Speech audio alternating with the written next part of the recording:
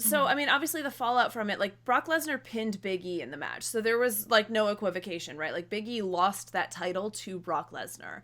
And so for Brock to pin Big E the way that he did kind of indicated to me that they're like, we're moving in a different direction. And I know there had been some reports that, like, people in the company thought Big E's title reign wasn't handled super well by the company. Like, not that he wasn't good, because he's been incredible, but that it's just been kind of like back and forth, and they're trying to make sense of what's been going on with his title reign, because it just hasn't been, like, given the care that, like, say a Drew McIntyre's title reign or a Brock Lesnar or a Roman Reigns or something like that, right? Like, they didn't seem to care about him as champion quite as much, which is such a bummer, because I really, really, really, really, really, really, really cannot overstate how much I love Big E and how much I wanted his championship reign to, like, last longer than this. I'm very curious if he was meant to win the Fatal 4-Way. Well, thing is, that's the thing, is I would love to know the kind of pre-booking arrangements. But then again, Sondra, did you have the kind of idea where, well, obviously this was pre-Raw and, like, pre-seeing, like, Heyman's promo on Raw and stuff like that. I was kind of like, I was like, Roman's not got, when the lights went out and Heyman came up, I was like, Roman's not got COVID, and this has been a big plan all along. And I was like, oh my God, this is the worst. And I was hating it, but, like, loving it, but hating it. Yeah. And I was just like, oh my God, this is that. But then after that promo on Raw, all I could think about was, do you think they would unify these titles?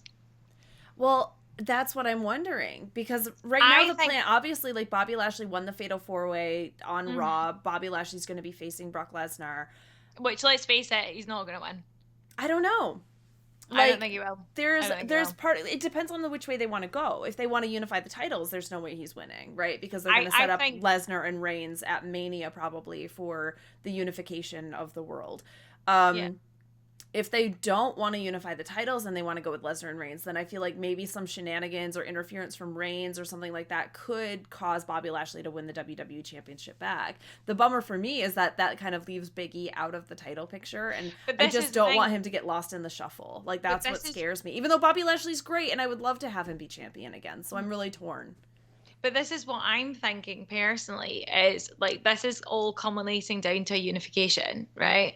It seems like they'd be going that way. It really, to me, seems like that. So what happens is like, at Rumble, we get this. I just noticed, like, a few people are actually saying that Roman screws Lesnar at the Rumble. Yeah, because I think actually this could be, like, the kind of Paul Heyman thing, because let's face it, right? As intelligent wrestling fans who are clued in, there's no way Paul Heyman is going to be on Raw when AJ Styles is on Raw, right? So there's no way that that's going to be a pure long-term arrangement, right? One of them's going to leave, and I don't think they're ready to, like, just end his AJ's contract over this. So what I think it's going to be is there's going to be some sort of unification. I think people are right in saying that Roman's going to cause some form of some kind of shenanigans that will cost it, and then it's going to turn into this unification match, which actually I'm quite here for, because I lose touch of one or the other, like, depending on the champion that holds it. I lose touch, and I just don't care. So I actually think it would be, more apparent if it's, like, something that crosses brands and does this. Because I think that they're kind of, like, trying to, like, slow down the kind of brand split, especially after, Becky Lynch said, like, it's not important brands anymore. So I think having one title would be a good idea. Like, back when the draft was happening in 2016, I remember having the conversations with Robert and Kenny about, like, what they should do. And then, of course, they made the decision to have separate titles for each brand and everything. If they want to unify the brand, I don't think that they should end the brand split. I don't think we're there. Like, I want to have a separate SmackDown and a separate Raw roster, but having one champion that travels between the brands, the way the women's tag team titles are supposed to right now, even though they're, like, not really in the forefront of television. They did have a match last night on Raw. Carmella and Zelina won it. It's fine. Rhea and Nikki are probably breaking up. Yeah, I was going to say soon. I think that was their kind of, like, last. It seems to be happening. Yeah. But having one champion who travels between brands does make the titles feel more prestigious, and it does, like, reduce the overcrowding of titles, because I feel like on the shows there are just so many belts and you can't get everyone in, right? Like Carmella and Zelina don't have a chance of getting on pay-per-view right now because there's just so many other titles to contend with. And the thing is, I think it's smarter to do it with the men's title, and then, because like think about how many conversations we had when we thought it would be the women's title, like back then.